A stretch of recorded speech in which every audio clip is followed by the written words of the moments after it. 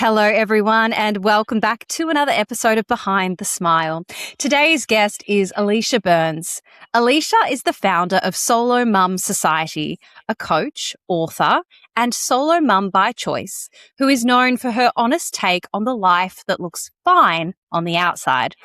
Her story spans decades of navigating identity, relationships, and the quiet pressures of what she believed her life was meant to look like. Like many women, she found herself chasing a version of success that didn't quite feel like her own, while relying on familiar coping mechanisms to get through. Behind the scenes, there were pivotal moments that challenged everything she thought she wanted and everything she believed about herself. But her turning point didn't come in the way you might expect. Now living alcohol-free, Alicia is redefining what it means to build a life on your own terms. Through her work, she invites women to question the narratives they've been handed, from relationships to motherhood to the role alcohol plays in connection and belonging. Her message is simple but powerful. You don't have to follow the script to create a life that feels deeply aligned. Wow. Alicia, welcome to Behind the Smile. How are you? I'm so excited to chat today. Oh, I'm so excited to finally touch base with you, Ash. We've been following each other for a while and I'm so inspired by everything you've done. So happy to be here. Oh, that's so kind of you to say. I know, it's so funny. This is the first time we're actually properly chatting, but we have been connected for, I want to say, at least a couple of years now, which is nice. I think so. Yeah. Yeah. Well, thank you for agreeing to come onto the podcast. I know that even if you do this for a living, even if you're, talking to social media or all the media or whatever it is, to sit here in long form content and to bare your soul and to go back and revisit parts of your story, I know it can be quite confronting. So I just want to say from the outset, I really appreciate you doing this. Thank you. Thank you. It's so different being on the other side. Well, we're going to dive in with some nice, easy questions today. So let's start with, where do you live? What does an average day look like, Alicia? And tell me, what do you do for fun? Okay, so I live in Port Melbourne now. You might hear by some certain letters that I was originally from New Zealand, so excuse the Kiwi accent if it comes up. My average day, I am generally woken up by my daughter about 6:30 saying, "Is it time to get up yet?" And then we'll have quite a fun morning. We're a bit structured with, making lunch boxes and homework and all of that sort of thing. And then we walk to school, which is a beautiful about 25-minute walk, and it's just really nice connection time.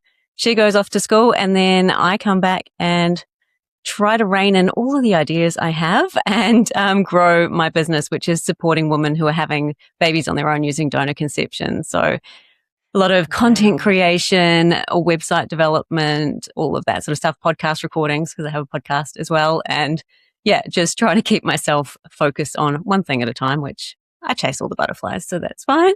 And then I'll generally pick my daughter up from school, have some more quality time. And then most nights I am either coaching or I've got group courses or memberships, again, surrounding myself with other women on this path to motherhood and helping support them so that they never feel alone on it. It's amazing. For fun, it's incredibly inspiring. For fun, it's generally just time with my daughter. We play a lot of board games. There's a lot of Lego in our life now. And I'm at the stage now where I'm trying to bring her into all of those movies that I loved as a kid growing up. So we've just moved on to Labyrinth, but we have been doing like Jumanji and all of those classics. So I was going to say, have you done like the Disney suite? Oh yeah, she's had that since she was born. Like I'm Disney obsessed. So we've already done a Disney cruise, and later this year we are going to our first Disney park. We're going to Hong Kong Disney. So, oh wow, living the dream. That sounds absolutely incredible. I know. I think one of the things that I miss about not having a child is being able to sing all the Disney songs. I just remember you do not need a child to be able to do that. I did that, for many years before I had one. You can put that straight in the car. Off I go. I've tried to get my niece on board, and she turns to me and she's like, "Stop singing." I was like, "Oh." I feel so shut down. Just own it. Brutal, but fair. Oh, that sounds beautiful. Amazing. So a lot of connection time with your daughter when you're not busy building your business and being a leader in this space. Wow. Okay, Alicia, I want to dive right into your photo then. I've asked you to bring in a photo today from a time in your life where you were hiding behind a smile. So you were presenting one version of yourself externally, but internally you were struggling. Could you please describe for our listeners the photo I'm bringing up on the screen right now? What are we looking at here? And what was really going on for you at that time in your life?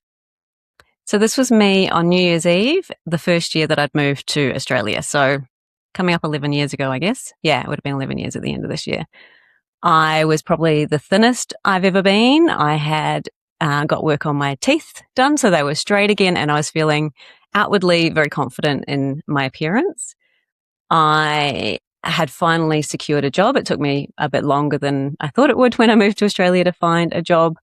And I was living with, let's call it a dysfunctional situationship.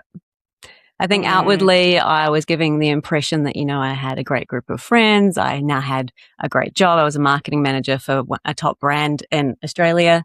I was living five minutes walk from the beach, if that. Like, I had it all sorted, but inwardly, no.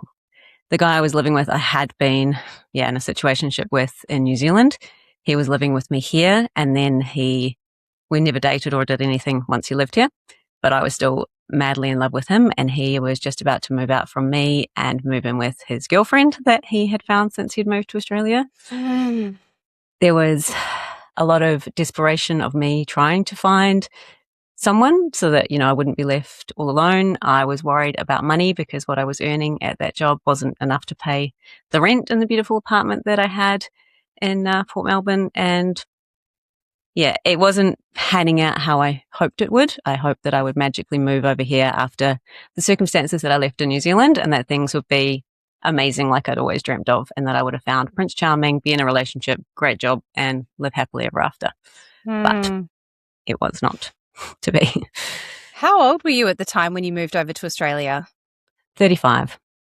35. Wow. Mm-hmm. And so did you have that sense of like a ticking clock, as they say, like that need to get on board with what everyone else around you was doing?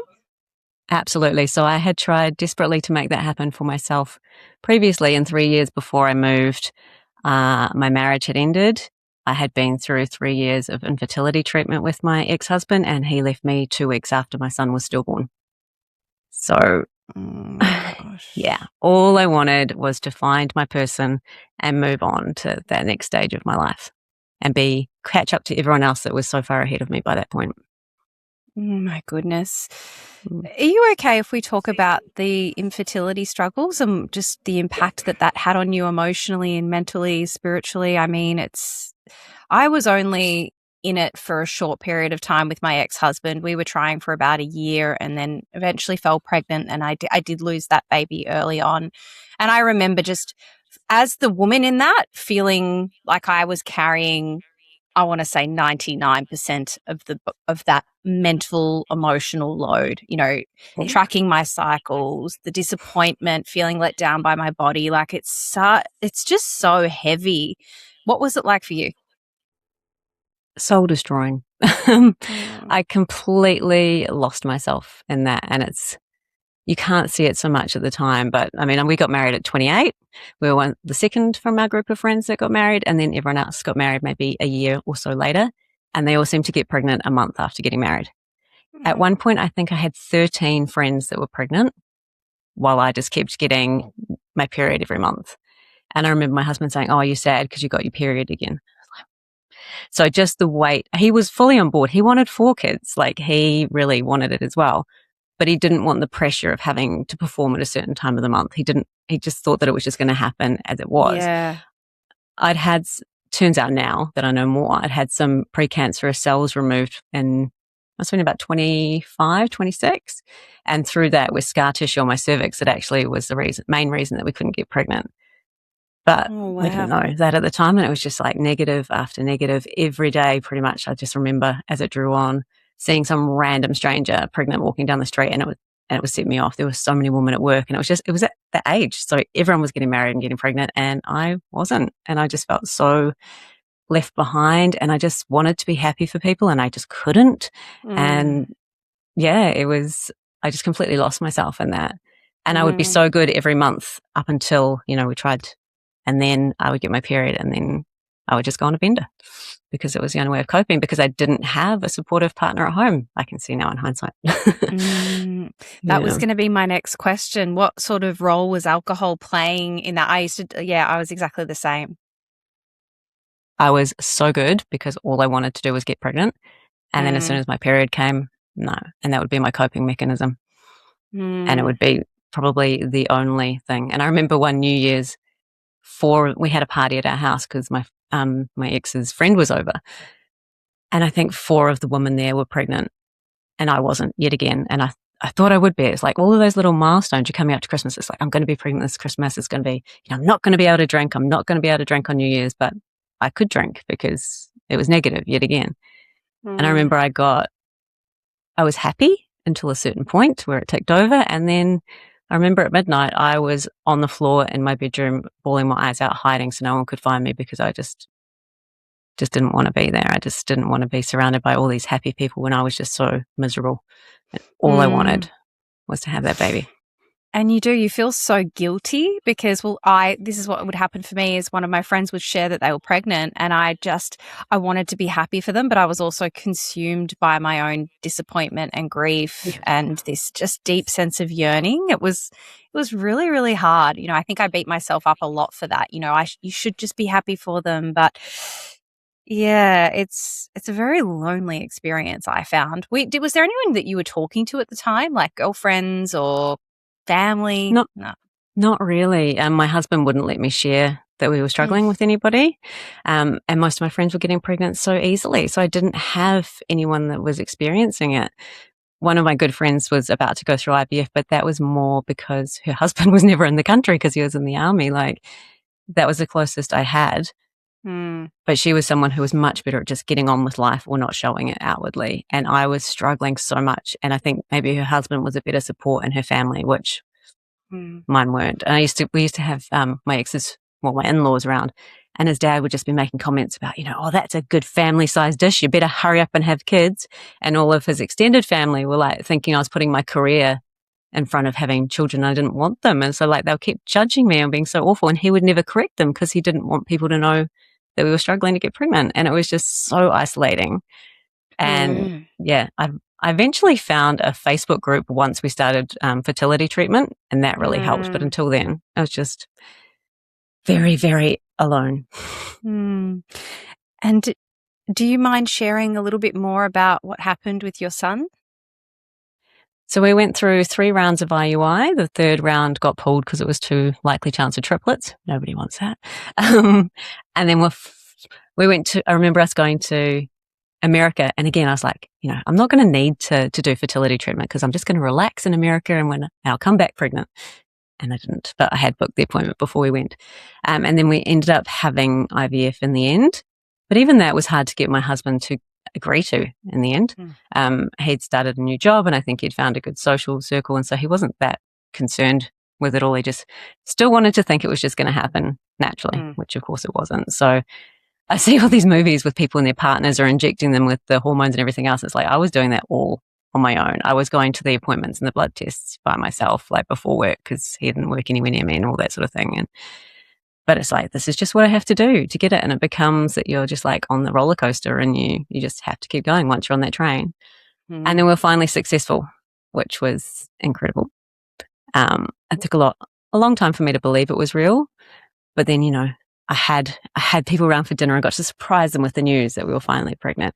I had done so much research. So I decorated the nursery. I'd bought the pram. I'd done everything well before the 20-week scan. And then it must have been, we went for the 20-week scan and they made some comment about having low amniotic fluid. She's like, have you felt leaking? I was like, no. So my obstetrician happened to be upstairs. We went up to see him and his scanner wasn't working, so he couldn't scan him. He's like, just drink more water, come back next week. I'm sure it'll be fine.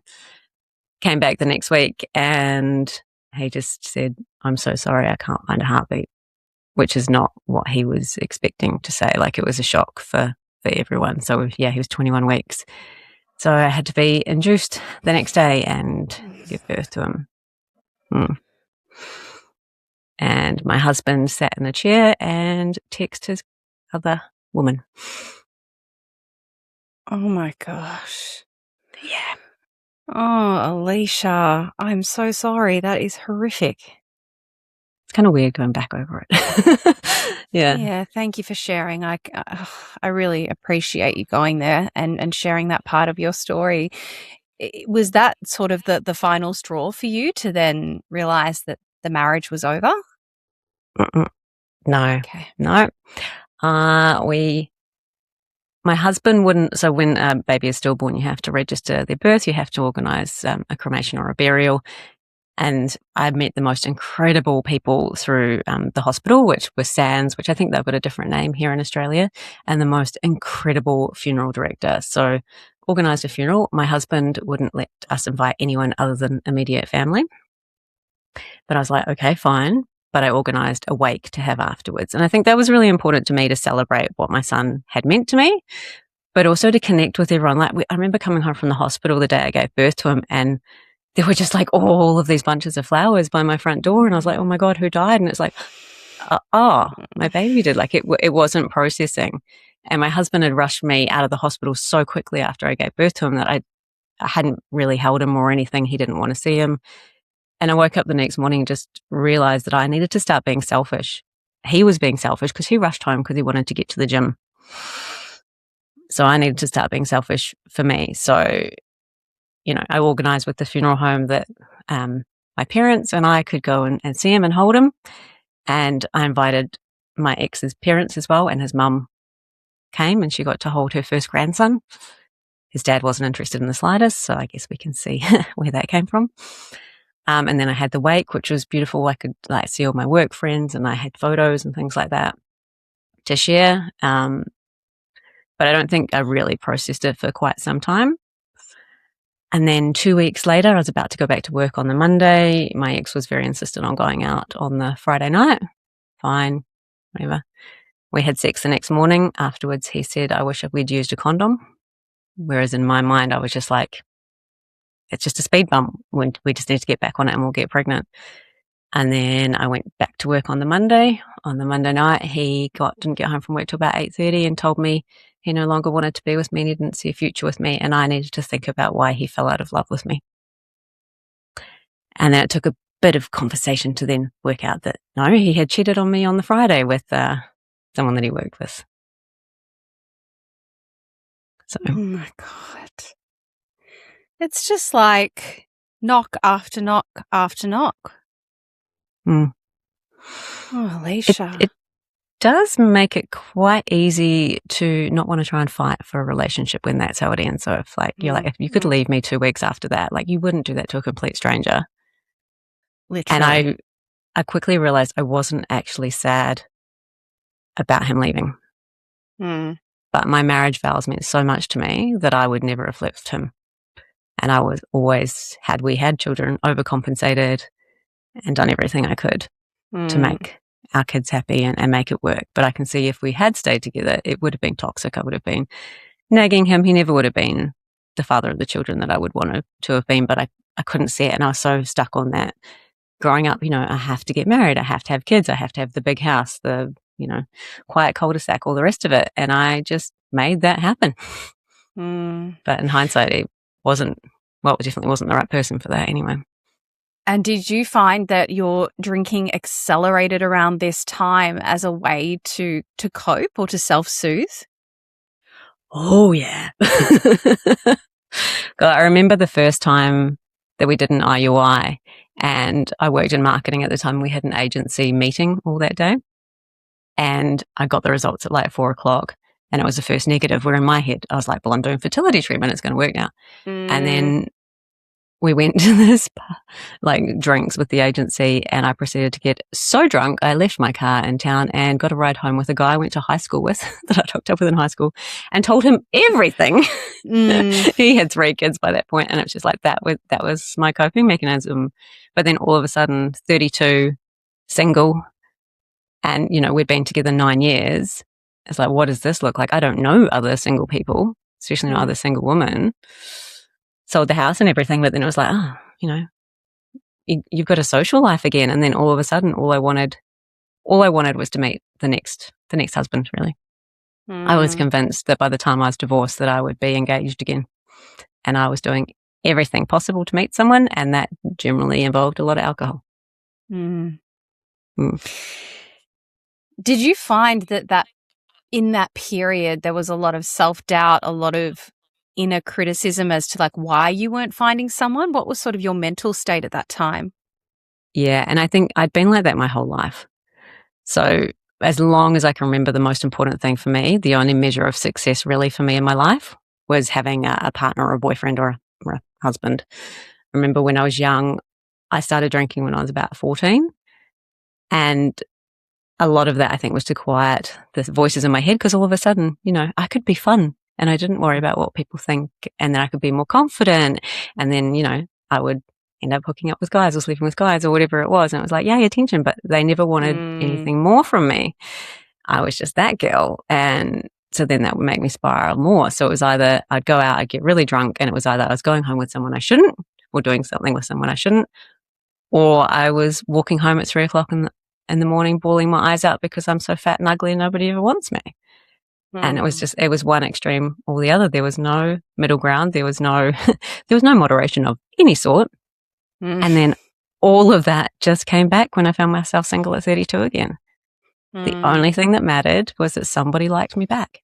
And that reflection of, I didn't even worry about whether I liked them. It was only whether they liked me or not. Oh my gosh, Alicia, I can so relate to that. I remember, it was like if they picked me, I was just like grateful that I had been chosen. I was always in relationships because I would just go from one person until that ended. And then the next person that liked me, well, I'd get in a relationship with. I don't think I ever stood back.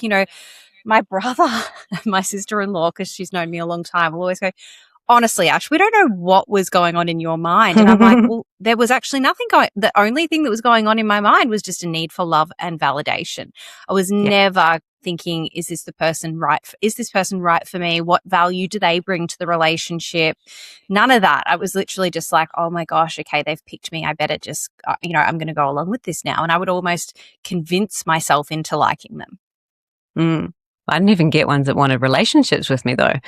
So I was just going from fuck buddies and situationships to dysfunctional. I don't even know what it was. Like living with a guy who I knew there was no future with, but having like incredible sex, and he was like the best friend that I ever had, and he's still a really good friend and one of the most interesting people I've ever met. And I love that he was in my life for how he helped me see opportunities and develop more of a creative side of me and that sort of thing. But yeah, falling for these guys, and it's like, but the heartbreak when it ended, and it's like, well, I never felt like that about my husband. So that probably says something that I don't know if I ever really loved him the way now I know what love feels like. So I can like thank some of them for what they brought me. Other ones, it's just like, oh. Yeah.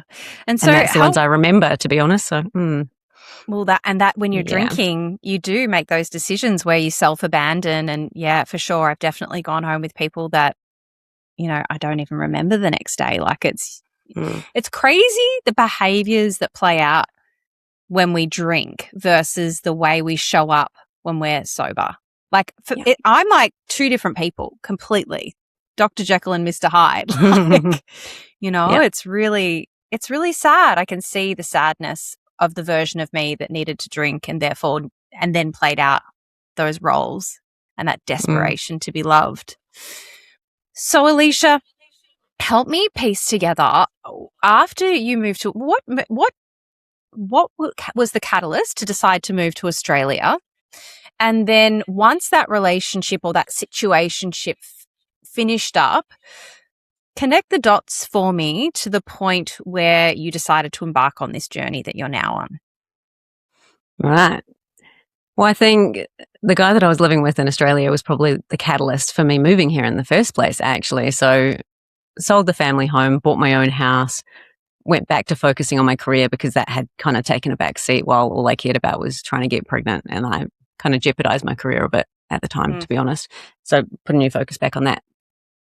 Everything was quite good, but I was incredibly lonely and like not being able to meet anyone. And I just remember weekends just being very, very alone. I'd go to the pub after work on a Friday and just try to find people to hang out with to at least fill in some of that time. And it ended up becoming most nights of the week that I'd be doing that.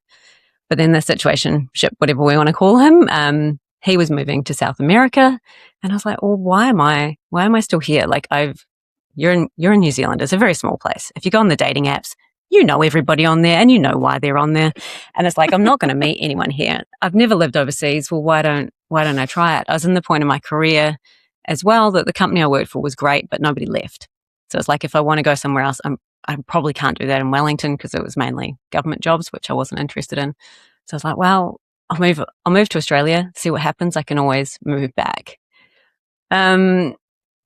Finally got a job, situationship lived with me. He moved out, but at the same time he was moving out with his girlfriend, now wife, which is lovely for them.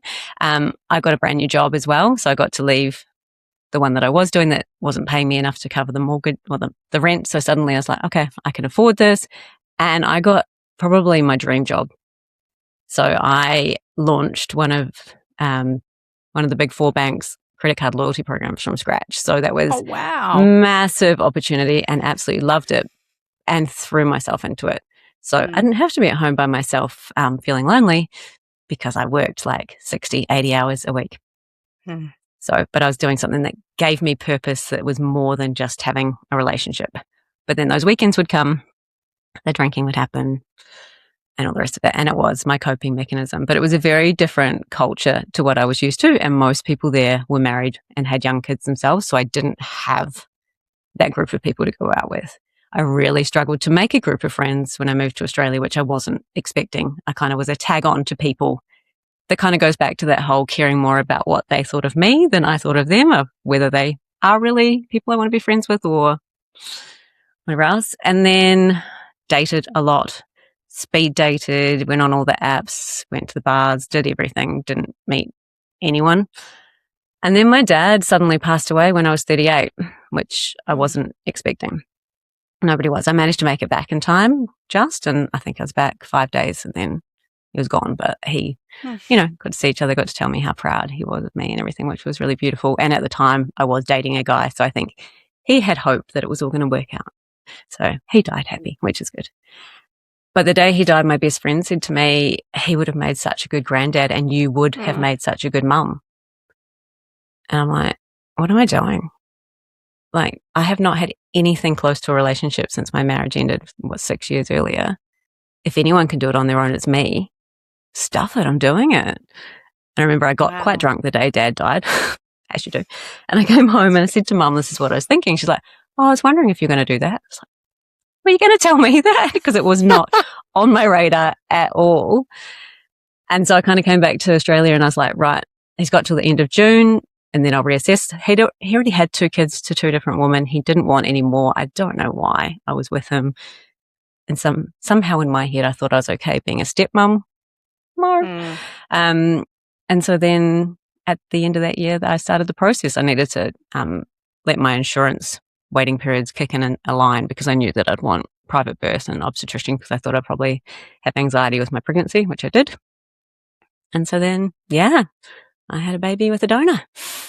So just the 2 of us. Wow. And Alicia, how did you overcome the ability to carry after having so many failed attempts? Did anything change? Like, I know you mentioned that there had been the scar tissue issue, but do you know why, or was it just that that baby was meant to be? I like to think of it that my son gave me the greatest gift in the world because it meant that I saw my husband's true colours, and it also meant that I wasn't stuck with him for the rest of my life because I think our marriage would have ended in hindsight regardless, but then we'd be co-parenting and that would be far harder than anything I'm doing now. But it was mainly because of my cervix. So I made sure I got a really good obstetrician and I was on progesterone pessaries, if anybody knows about them, vag bullets, they're lovely, until about 34 weeks. So that was fun, but and having a really great obstetrician meant that I could, when I was having anxiety attacks or anything else, I could go and have additional scans. And it was meant to be a practice where there's 4 different obstetricians that would see you, but mine was like, nope, you're only seeing me. And I was a little special case. And was the anxiety around, do you think, losing the baby, doing it on your own, all of the above? Not so much doing it on my own. I had no concerns with that. I knew that I would be okay with that. I don't know why. I just trusted myself that I would be. I think I've seen so many relationships where the woman does do it all on her own. It's like, wow, if I don't do this, I went into it going, I'll do 2 rounds of IVF. If it doesn't work, I'll close the door on it and find a different purpose for life. But I never had any doubts on the ability to do it on my own, which is interesting. Can you tell us about the process of a donor? I've always been so curious how that works, because you don't get to like look at photos or anything, do you? It's how does that work? It's changed a little bit now from when I did it, but it is not the American things that you've seen on the sitcoms with giant books of photos. Back when I did it, there wasn't a photo, but a lot now do have a toddler photo, if nothing else. Oh, but wow. I had a spreadsheet. Nowadays you can get an app and you can swipe it. It's like Tinder for donors, really. Oh my gosh. But you get enough information about them for like, height, weight, eye color. You get their appearance, that you get full medical history, you get their education, that sort of stuff. But then you also get a page of answers to specific questions, which gives you a little bit of insight on their personality and their values and things like that. So I actually had 2 different donors. I did 1 round of IVF that didn't work and then changed donor for the second one. And the second one, when I read his profile, I was like, I feel like I could have written this. I feel like if I meet you in the future, we will get on. We're just very strongly aligned with what was important. There's unfortunately a massive sperm shortage in Australia at the moment. Any men listening, please, it's the most incredible gift that you could give anyone. Please donate. Yeah, wow. But there are so many women pursuing this path now that, especially if they're wanting a Caucasian donor, they can be waiting quite a while or not really get any choice on who that is. So, So tell me about those first few months as being a single mother, going through that process alone. Was it isolating? Was it the most beautiful thing in the world? Like I've never had a baby, so I just can't even imagine. Can you imagine having one 7 weeks into Melbourne's first lockdown? Oh yeah, that was me. Oh my goodness. Oh, the timing. So it was actually beautiful, apart from the stress of birth. But again, my obstetrician was amazing. I was always going to be induced or have a C-section anyway because of age, history, gestational diabetes, whatever you want to add in there. So it was the most planned thing ever. I worked up until the day before. It was lockdown. There was nothing else to do. My neighbour dropped me at the hospital, wasn't even allowed in, and then ended up in emergency C-section. But my obstetrician was like, her mum couldn't even get to the country, we've got to look after her. So I got an extra night, which was good. So by the time I got home, which was, again, my neighbour picking me up, it was just the 2 of us. I was at the stage post C-section where I could like walk and move around just slowly and plodding. But it was just beautiful. It was just the 2 of us. We had nowhere to be. There was no pressure. No one could visit. So it didn't matter if my house was messy. Really just slow days. The whole sleep when your baby sleeps. Got nothing else to do. So why not? And It was like end of April. So it was getting all wintry and it was just cozy and lovely. I think the most stressful thing was when I got the dog back out from the kennels and the cat was convinced that I'd traded the dog for a baby and then tried to kill him. And I'm standing there holding my newborn while the cat's going for the dog and the dog's trying to fight back with like teeth and claws. And I'm like, what have I done? Oh my gosh. So you had a dog, a cat and a baby. 2 cats. You're incredible. Yep. And I was like, welcome to my zoo. And were you like FaceTiming family back home? How did that work? I have a tiny family, so it's basically just me and mum now anyway. She moved here when she could, when my daughter was 7 months old. Oh, and so, I would just be on that. But the most incredible thing is I found a lot of virtual friends through Instagram. So other women that were becoming solo mums. And so we would all just chat together. And there were a lot of us having babies in COVID. And there was like a core little group. So you always felt like you had someone you could talk to. Like we got a mothers group here eventually, but it was all online and it was just, it wasn't the same as the connections that I had with those other solo mums. Eventually, like we could meet in parks and stuff. And then some of my old behaviors came back with that as well. So when it was just the 2 of us, it was great. But when I was trying to fit in, the drinking in the park, the mummy wants a wine culture, I kind of got into that a little bit, which was not ideal. Yeah. Tell me more about that, because When I was reading through a bit about your story, and you do talk about this period being actually where, one might assume that the alcohol falls away, but, due to that culture, it ramped up for you. So what did that look like? And when did you realize that it was getting out of hand or that something needed to change?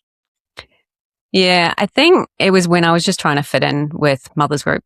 When I met them initially, none of them were single. Most of them were a bit younger. And it was sort of that, there was a lot of that competitive, whose baby's doing what, whose life is harder stuff that I felt guilty if I was finding it easy. I didn't feel like I could say that.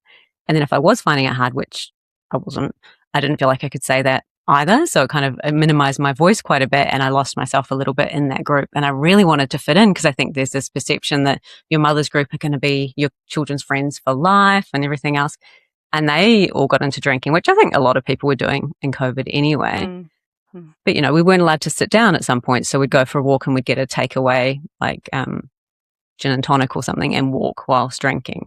And then you're allowed to sit down. So we'd all be catching up in the sunshine with bottles of rosé and all the rest of it. They had husbands to go home to. I didn't. And then quite often I'd go home, my daughter would go to bed, and maybe I'd just have a couple more myself. And then she started daycare, and I went back to work, and then I tried to make friends that way. And again, it was a natural way to be able to make connection. Was I started, like, we had bi-monthly dinners, so it'd be like, does anyone want to go for dinner? And it helped. I was like the initiator of creating these circles of people, which was wonderful. But it all revolved around alcohol, which is all I'd kind of known before, that's how that comes together as well. And I think I was just getting conscious of it. And there was one night we went out I think I just went for a drink with someone, and then ended up meeting up with some other people in the pub, and I had my daughter with me. And then she fell asleep in the pram, so I just kept drinking. And I remember coming home and just being like, that's not okay, and went to walk home, and I didn't realize how much I'd drunk, and I fell, and I was like, what the hell am I doing? And so that was quite a wake up call for me then. It's like, I am the only person responsible for her. Like, what am I doing? No, I can't do this. And so then I really pulled the alcohol back again, or would only be drinking if mum was babysitting or something, because I was back at work full time and all the rest of it as well then. And then it was coming up to a second birthday party of a friend, and I was like, I'm just going to have one. I was trying to put limits on myself. I was like, I can't do this again. I'm only going to have one, or I'll have none. It'll be fine. Yeah, it wasn't just one. And then one of the other mums came back after the birthday party, and, we drank another bottle or more together. And I just remember after she left, feeling really drunk. I think I vomited. And then lying on the floor in my daughter's room next to her cot, and just feeling so bad that, what if something happened and I couldn't react quick enough?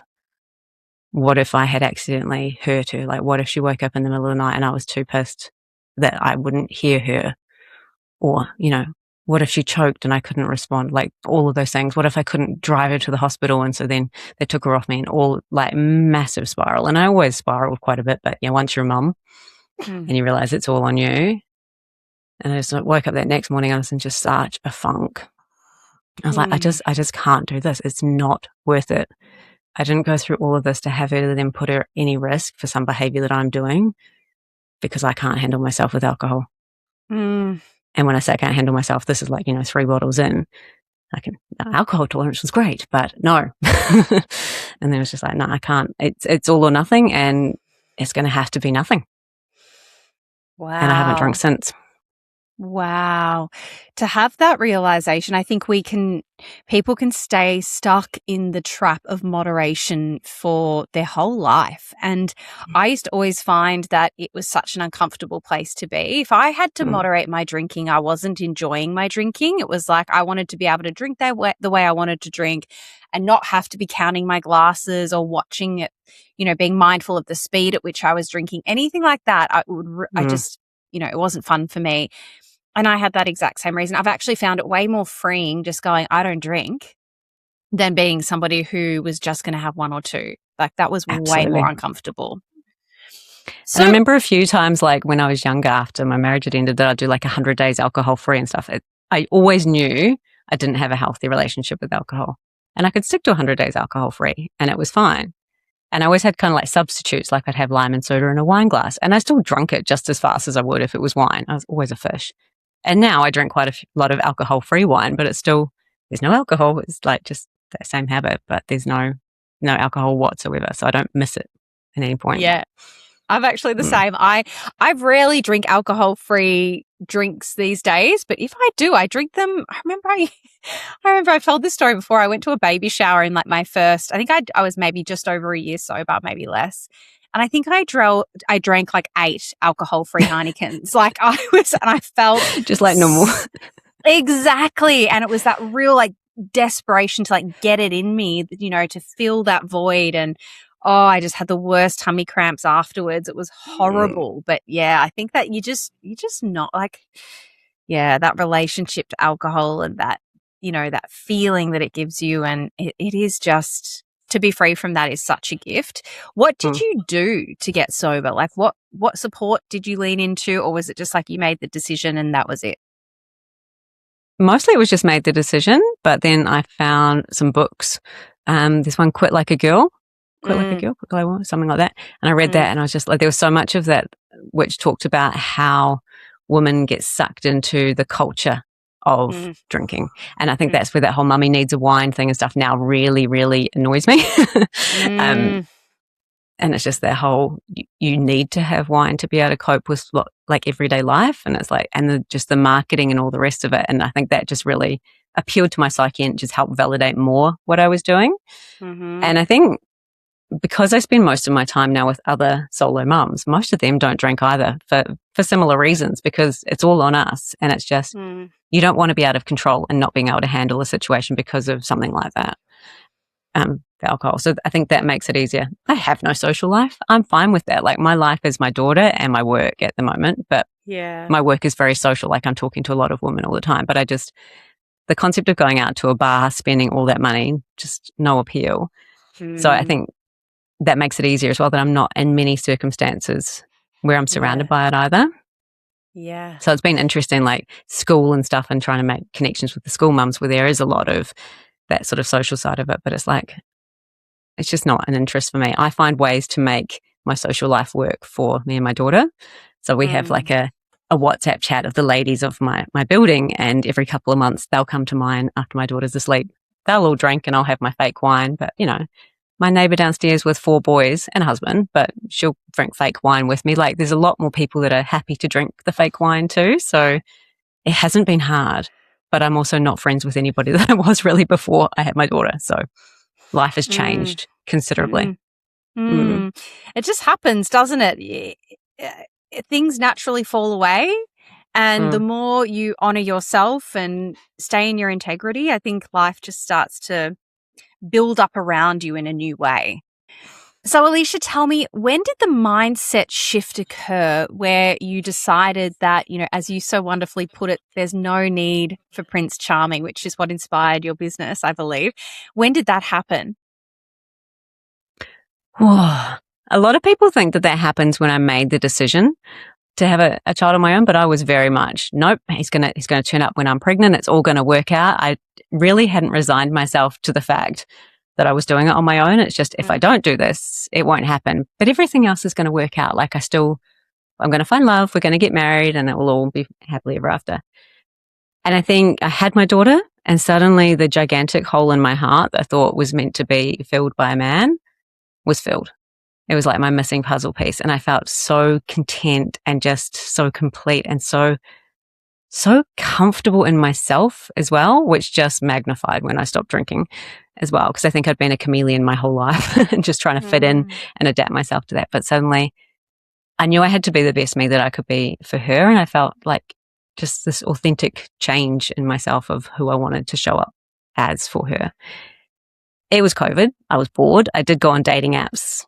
I think I lasted a day and a half and then went, no, this is not for me. And I think just as she's got older and our life is just so fun, the two of us, I don't want to add any other complexity into that. I just want to enjoy her for who she is. I don't feel like anything is lacking from my life.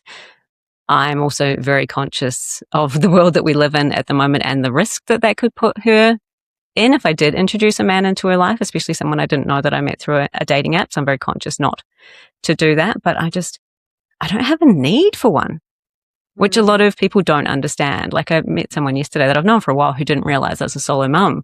And she's like, what do you mean you don't have a husband? No, it's just two of us. I had her on my own. Oh, but where's the dad? No, I had her with a donor. Huh? Oh, are you dating then? It's like, no. Well, how are you going to find someone? It's like, I don't want to find someone. And she just could not get the concept. And the amount of people, it's like, you'll find someone when you're not looking. I'm not looking. I don't want to find anybody. Stop saying that. I don't need another person. Like I am like so confident in myself now that I've never been my whole life. But if you tried to tell me this before I had my daughter, no way would I have believed you. And I tell my girls that now because it's like you don't have to give up on love, but just be open to the fact that you might not want it afterwards either. And so many like that. But yeah, so it wasn't until probably well after I had her that I was just like, no, I don't need that in my life. I don't want to have to find space for that. Why do you think it is that more and more women are choosing to follow this same path that you decided to go down now? I think there's a few things in it, but one is that we are a lot more financially independent. We have our own careers. We don't actually need a man for anything. Where I think it was like 1984 was the law change that we didn't need a man to co-sign for us to get a loan. Like it's not been that long. It's only been legal for a single woman to access donor sperm in Victoria. I think it was 2005. So it hasn't actually been that long that's been a possibility. But I think more and more women, we're educated, we have good careers, we, buy our own homes, but we also know that we don't have to settle just to have a baby. We know the risk of being with the wrong person and end up co-parenting. And it's like, for a lot of us, it's better to do it on your own than either be with the wrong person or miss out completely. So, and I think anybody who's dating in their 30s, it's horrific. Horrific. Like you're surrounded by Peter Pans and it's just, yeah. You don't have to miss out. You don't have to wait and hope that it will happen. And there's nothing to say you have to give up on love. Like you can be doing it in parallel as well. And the right man would think you're incredible for doing this on your own. And if you didn't, he's not the right man. So true, isn't it? And tell me, when you're working with women in your groups and they're embarking on this journey, do you have any advice on how you approach the conversation with your child once they get to a certain age? Like how do you approach that? I'm so curious. Well, it's so easy. They don't know any different. It's all it's ever been. It's not even a conversation to have because, and I think especially for solo mum families, it's really easy because there is you're not saying, your dad is not your dad. We don't have a dad in our family. I really wanted to have you and a wonderful person called a donor allowed me to have you.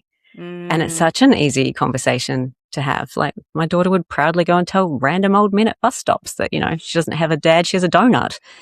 And we surround ourselves with so many other solo mum families that it's really normalized for her. And she knows so many other donor conceived children that it's just not a thing for her. So it's kind of like you never have to have the conversation because it's all they've ever known. It's never been a shame or something you have to tell. I always say your kids should never remember a time that they're told they're donor conceived because it's just all, there's never been an alternative. Yeah. And I suppose when you think about the landscape of being at school and other kids and their parents, I mean, the majority of families that are separated where they may have only a single parent primary caregiver. I think it's just a very different landscape today to say when you and I were at school. Although even when I was at school, I think half my friends' parents were separated. So it's I think it was still different when people got divorced back in my day. Showing my age, maybe, but a little more taboo, perhaps. There definitely wasn't like two mums or two dad families, and the ones where it was a single mum, it was a sad thing because it was something that happened to her, not something she intentionally chose. Like a solo mum by choice is really powerful. That you've intentionally gone into this on your own. You know it's all on you. You kind of built contingency around that, and people assume they're going to have negativity, but it's just not there because people know this is an intentional, well thought out decision. I think the hardest and longest part of all of it for most women is making the decision in the first place. That's incredibly inspiring to hear. Yeah. And then once you make that decision, then you actually get to step into this incredibly exciting chapter, which for many, many women, I'm sure is a deep yearning at the same time. And then when they're on the other side of it and just going, I just have so much gratitude every day because there's such a chance that if I hadn't done this, that I would never have been a mum and never had the joy that I have with her. And tell me, I'm really curious to know, you hear the saying often, you've got to fill up your cup to be able to pour into others. So where do you find the time, or what does that look like for you to be able to still come back to yourself, to practice self-care, to rest and restore when you are solely responsible for this beautiful little human? She actually gives me a lot of my energy. And I think because I'm doing something that I have so much purpose and passion behind, I don't think of it as working. So I actually get energy from doing that as well. And then I think my ADHD helps too, maybe. Because that's something that was diagnosed late for you, wasn't it? Yeah, 43. So it's still quite a new thing. Wow. How has So that changed your life? I think it makes the alcohol conversation make a lot more sense.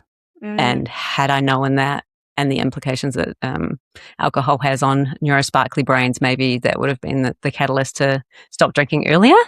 But now I think it gives me a little bit more compassion for why I was the way I was and my behavior with alcohol, to stop feeling guilty or sorry for myself because of it, but just to accept that, maybe it was more a combination of how my brain worked and the alcohol, and to not beat myself up and just let that be in the past and move on without it.